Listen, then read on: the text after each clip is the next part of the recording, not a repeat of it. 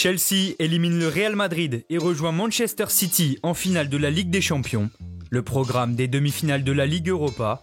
Les rumeurs mercato s'emballent au Paris Saint-Germain et Florian Thauvin proche des Tigresses. Toute l'actualité est dans le journal de Made in Foot.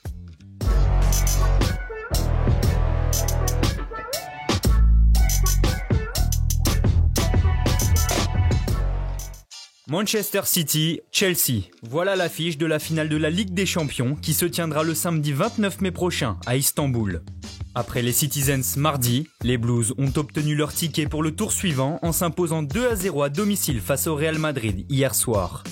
Déjà dominateurs à l'aller, les hommes de Tourelle ont totalement maîtrisé la rencontre face à des Madrilènes sans idée et semble-t-il perdus dans un 3-5-2 inhabituel.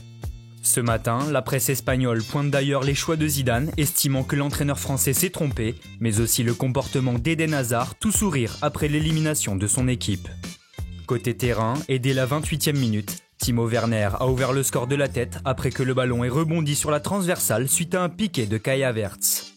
Esselé devant, Karim Benzema a bien tenté de sonner la révolte côté merengue, mais l'attaquant français s'est heurté à un Edouard Mendy des grands soirs. Son homologue Thibaut Courtois s'est lui aussi montré irréprochable et a longtemps repoussé l'échéance avant de s'incliner à 5 minutes du terme devant Mason Mount. 2-0 score final, 9 ans après, les Blues d'N'Golo Kanté retrouvent donc la finale de la C1 pour une confrontation entre clubs anglais. Cette configuration pourrait d'ailleurs aussi se retrouver en finale de la Ligue Europa, si Manchester United a pris une grande option sur la qualification en surclassant l'AS Roma 6-2 à l'aller. Les Gunners d'Arsenal devront eux renverser la situation après leur défaite 2-1 jeudi dernier sur la pelouse de Villarreal. En France, moins de 48 heures après l'élimination du Paris Saint-Germain en Ligue des Champions, les rumeurs mercato commencent déjà à s'agiter.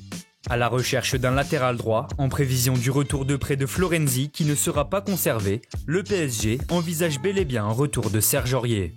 Déjà évoqué, cette possibilité est aujourd'hui reprise par RMC Sport, qui explique que l'Ivoirien dispose d'un bon de sortie de la part de Tottenham contre un chèque de 10 millions d'euros. Également désireux de se renforcer au milieu de terrain, le club de la capitale ciblerait 2 profils selon le journal Le Parisien. À 30 ans et libre en juin prochain, le néerlandais de Liverpool Georginio Wijnaldum fait partie des pistes étudiées, au même titre qu'Eduardo Camavinga. Déjà considéré comme un futur crack mondial, le talent de 18 ans du Stade Rennais n'a plus qu'1 an de contrat en Bretagne, de quoi faire rêver les dirigeants qataris. De son côté, le directeur sportif Leonardo pense déjà au futur remplaçant de Kylian Mbappé, dont l'avenir reste incertain à Paris.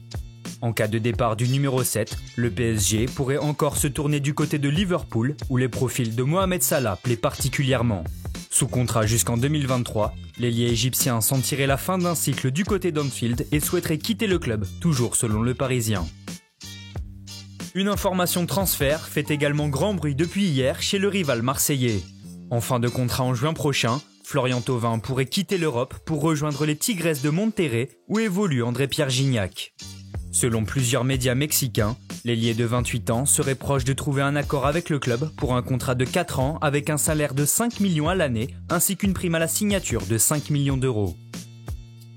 Enfin, on termine ce journal en évoquant les sanctions disciplinaires infligées par la LFP à la suite de la bagarre générale ayant éclaté dimanche dernier après la victoire de Lyon à Monaco. Principal instigateur de l'échauffourée, l'attaquant monégasque Goebbels a écopé de 3 matchs de suspension. Son coéquipier Pietro Pellegrini prend lui 2 rencontres, tandis que Marcelo et De Chilio rateront eux un match. Également exclu pendant la partie, Maxence Cacré sera suspendu 1 match, des absences qui seront donc surtout préjudiciables pour l'OL, revenu à 1 point de l'ASM à 3 journées de la fin. Merci à tous de nous avoir suivis, n'hésitez pas à vous abonner, liker et partager, on se retrouve très bientôt pour un nouveau journal.